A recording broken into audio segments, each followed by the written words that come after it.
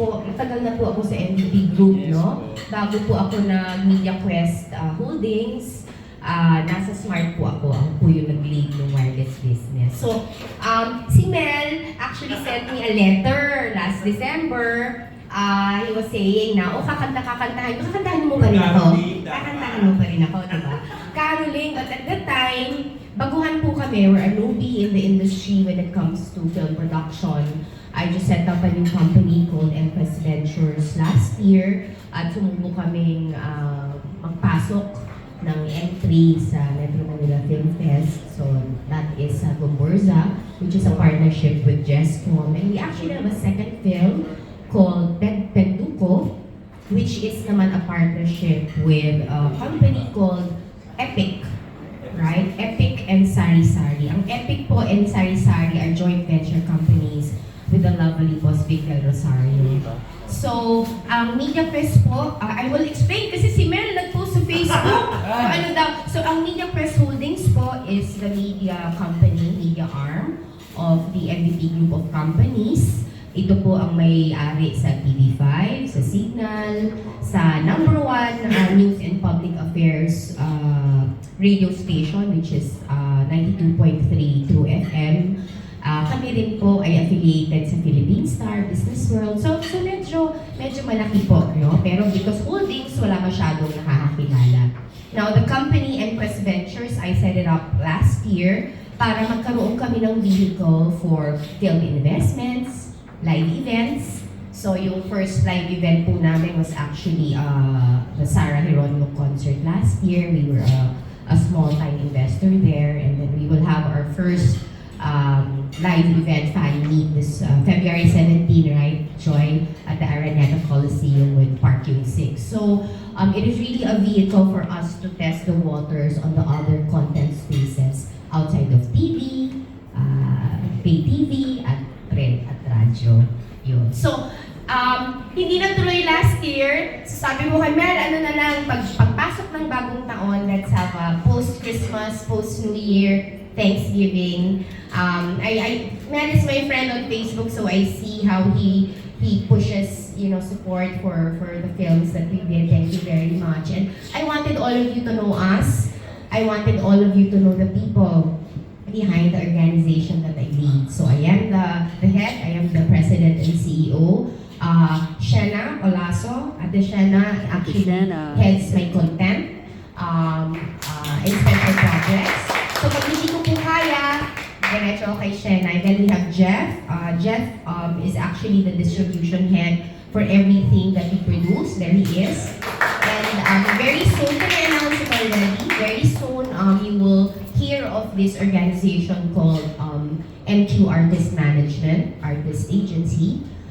We are going to be building our own sets of talents, and Jeff will be the one responsible for managing that part of the business. And then MQ Live, I concurrently head MQ Live, but I have some guys there helping me out. And of course, who doesn't know Mr. Ramon Esperto, who handles our public affairs together with Charles Bernal. So yun lang po, we really just wanted to introduce ourselves. Gusto namin sa consciousness nyo, makilala nyo kami, napakalaki po nung industriya at napakabago po namin. So we're really hoping for your help, for your support. And I'm always here, right? Any help that you need, because we do have the platforms naman. We're here for all of you. Maraming salamat. Kakanta ka ba? Mag-Q&A daw. Q&A. Gusto magtanong.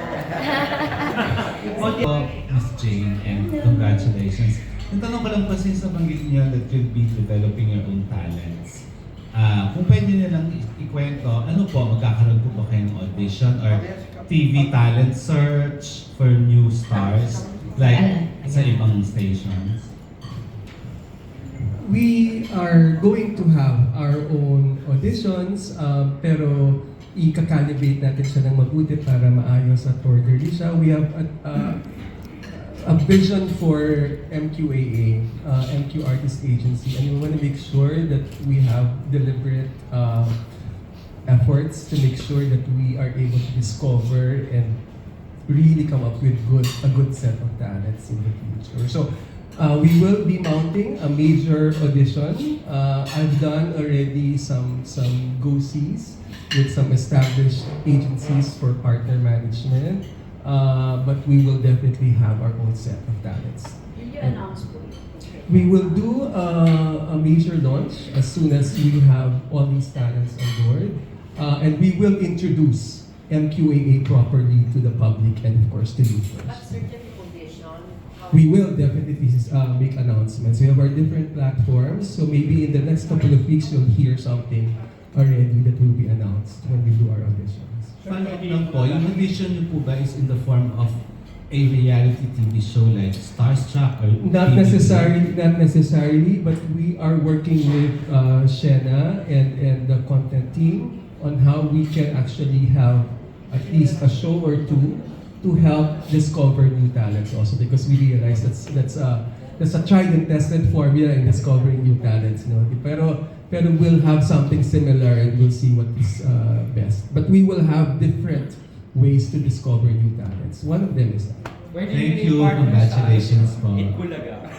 Itbulaga is of course part of our inventory and partnership. So I think it is a good vehicle for us to introduce new talents, and we're very happy because it is the #1 noontime show. So we have that platform. Ang tunay na Itbulaga. Legit na Itbulaga. Sir, pero yung mga, sabi niyo tali, pero yung mga galing sa ibang network na ang contract, pwede rin sa iba. We welcome everyone. We would of course see kung ano yung kasi kailangan maplano ng mabuti. Ang at least masasabi namin sa mga gustong sumali sa amin is that we have the platforms for them, no? Kasi pag titingnan mo naman ang mga programa nandito sa amin sa TV5, no? So I think that's something we can offer concretely to the stars that we will develop and discover. Meron kayong gagawin. And if I may add, the strategy to put up MQAA is a natural progression to what we are about as an institution. We are actually the network that has the most number of channels. Nobody knows that, but we have, I believe, 9 organic channels that cuts across entertainment, news, and sports. Transform namin ang TV5 last year from being a mix of sports and entertainment and news to becoming an entertainment channel. So natural po na suddenly we realize, oh, there's a need, no? There's a need for us to have our own, to try to build our own sets of talents. Nothing precludes us from working with all the rest of the beautiful stars from the other management companies. Pero ang hirap po kasi minsan schedule, budget, pangarap, ambisyon, ang hirap, minsan hindi nagtutugma.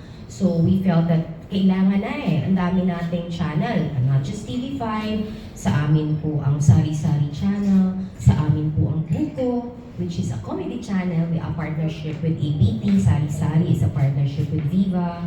We have a company called Epic, pangarap namin ni Boss Vic na magbigay buhay sa mga action fantasy heroes from the Philippines. Kaya nag-bet kami sa Penduko. Penduko is not the first. It is the first, but it is not the last. Right? So can you imagine sa utak namin ni Boss Vic, sining kasunod? Paano natin palalakihin? So, yun. And then we have One Sports Plus, PBA Rush, UAAP channel.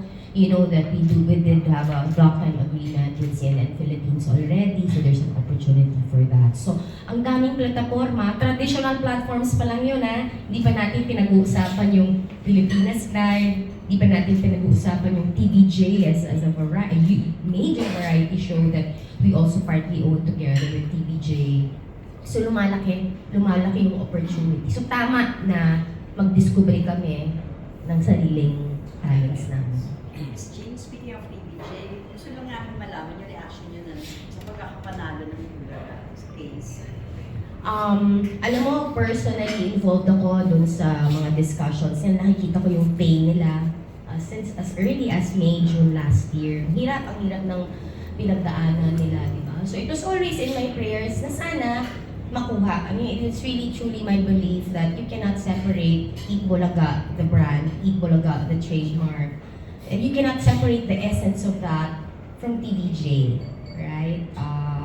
And I think most of the public will agree. So masaya ako.